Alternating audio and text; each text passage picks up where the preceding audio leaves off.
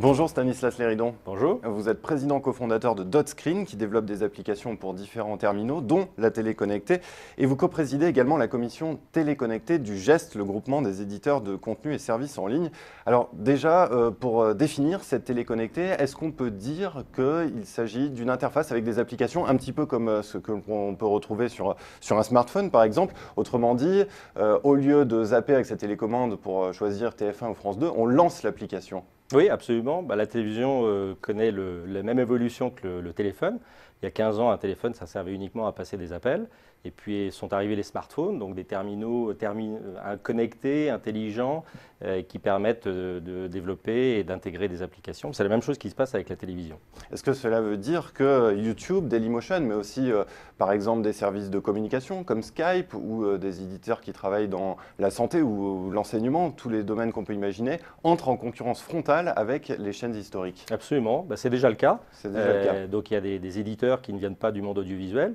La télévision avant c'était un oligopole, c'est-à-dire qu'il y avait des centaines de chaînes, mais il n'y en avait que des centaines. Et la télévision connectée permet d'ouvrir à tous les contenus et les services qui sont aujourd'hui présents sur le web, d'arriver sur le petit écran. Est-ce que cela veut dire que dans les prochaines années, on peut parier sur une multiplication des médias de niche? Autrement dit, le téléspectateur se fera sa télévision à la carte en fonction de ses centres d'intérêt et des centres d'intérêt qui débordent le champ strict de la télévision. Oui, nous on croit beaucoup à la recommandation, c'est-à-dire que la télévision va devenir personnalisée, interactive, et elle sera forte composante de suggestions, de recommandations fondées sur les goûts de chacun, sur ce qu'on a à consommer déjà à la télévision.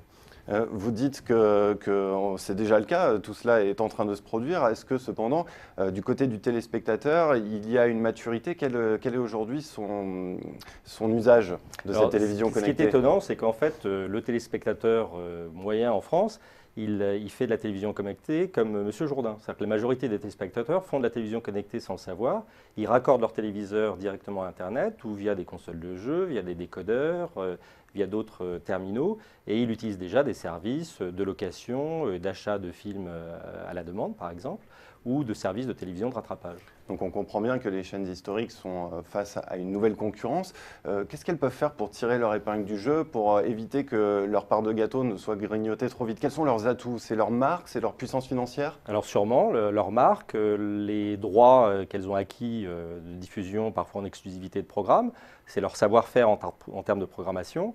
Mais ce qui est sûr, c'est que la télévision, et d'ailleurs le dernier terminal à s'ouvrir à Internet, c'est le terminal le plus consommé. Et il va falloir que les chaînes traditionnelles de télévision à la fois s'adaptent, mais aussi acceptent de partager le gâteau publicitaire et le gâteau de l'audience.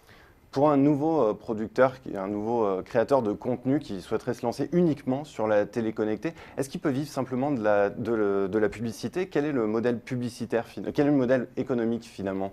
Alors je pense qu'il faut être clair, le marché publicitaire ne peut pas financer la totalité des services et des contenus sur le numérique en général.